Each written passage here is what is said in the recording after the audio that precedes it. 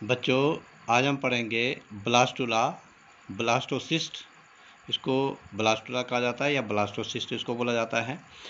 इससे पहले हमने जब पढ़ा कि जाइगोट कई बार समसूत्री विभाजन करता है और मोरुला 32 कोशिकीय संरचना जिसको कि मोरुला कहा जाता है बनाता है, और मोरुला जो है वो खिसक कर गर्भाशय में आ जाता है, यूटेरस में वो पहुंच जाता है।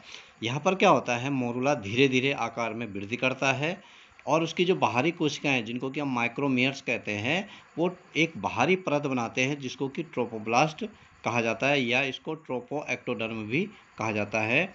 और गर्भाशय की दीवार के एंडोमेट्रियम से पोषक पदार्थ स्रावित करने होने लग जाते हैं। ठीक इसी समय जैसे ही ब्लास्टुला कंडीशन होती है, ठीक जो गर्भाशय की जो दीवार होती है उसको एंडोमेट्रियम बोला जाता है, उससे पोषक तत्व स्रावित होने लग जाते हैं। जो भीतरी मैक्रोमियर्स कोशिकाएं होती है मोरुला की, वो एक उभार बनाती है अंदर की ओर, जिसे हम भ्रूणीय घुंडी या एम्ब्रियोनिक नोव उसको बोला जाता है। इसी जो भ्रूणीय घुंडी होता है, इसी से धीरे धीरे भ्रूण का विकास होता है, एम्ब्रियोनिक डेवलपमेंट इससे होता है। इसमें कुछ विशेष प्रकार की कोशिकाएं पाई जाती है जो कि स्टेम सेल कहलाती है। और स्टेम सेल हम उनको बोलते हैं, कहीं पर भी स्टेम सेल उनको बोलते हैं जहाँ धीरे धीरे अंगों का विकास होता है या धीरे धीरे ऊतकों का विकास होता है, उनको स्टेम सेल बोला जाता है। तो यहाँ पर एक तरफ से हमें कह सकते हैं कि बाहरी दीवार भी बनती है भ्रूण की, और हम ये कह सकते हैं कि इसमें भ्रूण का भी जो है इसी से निर्माण होता है। नेक्स्ट स्टेज आती है प्रत्यारोपण।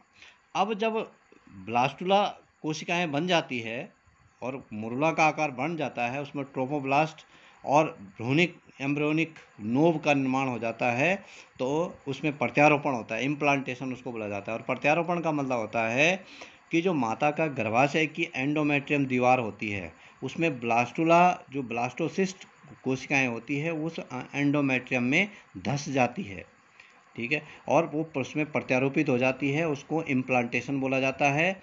और ये जो प्रक्रिया होती है 6 से 10 दिन के मध्य ये प्रक्रिया संपन्न होती है।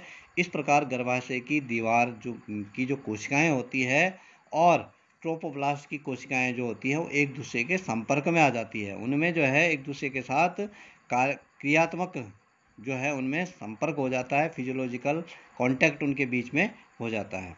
ट्रोपोब्लास्ट की जो कोशिकाएं होती है उनसे एक प्रकार का एंजाइम स्रावित हो जाता है, उस एंजाइम का नाम है लाइटिक एंजाइम।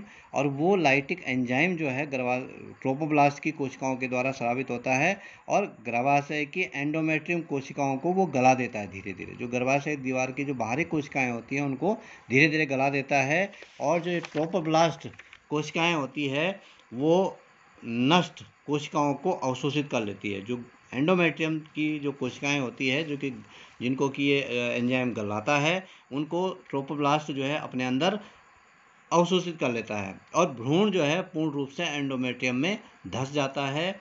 और ट्रोपोब्लास्ट की जो कोशिकाएं होती है तीव्र विभाजन करती है, जिससे कि विलाई जैसी संरचनाएं बनती है, विलाई बोला जाता है, इस प्रकार की संरचनाएं बनती है। और गर्भाशय की भित्ति और अपरा का निर्माण होता है, उसमें गर्भाशय की भित्ति बनती है और अपरा प्लेसेंटा उसको बोला जाता है, उसका निर्माण उसमें होता है। इसके बाद होता क्या है, जब प्रत्यारोपण हो जाता है तो प्रत्यारोपण में जो है हार्मोनल उसका जो है हार्मोनल कंट्रोल होता है। प्रत्यारोपण का हार्मोनल हम नियंत्रण कह सकते हैं उसके द्वारा में, जब प्रत्यारोपण की प्रक्रिया संपन्न हो जाती है तो हार्मोनल कंट्रोल ऑफ इम्प्लांटेशन उसको बोलते हैं। और उसमें 2 हार्मोन सीक्रेट होते हैं, एक एस्ट्रोजन होता है, इसकी क्या भूमिका होती है, ये ग्राफियन पुट्टिका की एपिथेलियम सेल से निकलता है। जो ग्राफियन पुट्टिका बनती है उसकी बाहरी जो भित्ति होती है उससे द्वारा स्रावित होता है, और इसका काम होता है गर्भाशय को प्रत्यारोपण के लिए तैयार करना। दूसरा, एंडोमेट्रियम का आकार में वृद्धि करने का काम इसके द्वारा किया जाता है। दूसरा हार्मोन निकलता है प्रोजेस्टेरॉन, और प्रोजेस्टेरॉन जो हार्मोन होता है ये कार्पस ल्यूटियम द्वारा स्रावित होता है। कार्पस ल्यूटियम की संरचना मैंने पहले भी बताई थी। जो ग्राफियन पुट्टिकाएं होती है, जब ग्राफियन पुट्टिका से अंडाणु बाहर निकल जाता है तो उसमें रक्त भर जाता है और रक्त के थक्के बन जाते हैं, वो ग्राफियन पुट्टिका कहलाती है, वो कॉर्पस ल्यूटियम उसको बोला जाता है। और कॉर्पस ल्यूटियम के द्वारा जो हार्मोन स्रावित किया जाता है उसको प्रोजेस्टेरोन कहते हैं, और ये गर्भाशय का विकास और पोषण करने का कार्य, जो गर्भाशय में जो गर्भ भ्रूण पल रहा है उस भ्रूण का पोषण और विकास करने का कार्य इसके द्वारा किया जाता है। तो इस प्रकार से यह ब्लास्टुला कंडीशन यहीं पे समाप्त होती है। इसके बाद नेक्स्ट हम पढ़ेंगे गैस्ट्रुला। Thank you.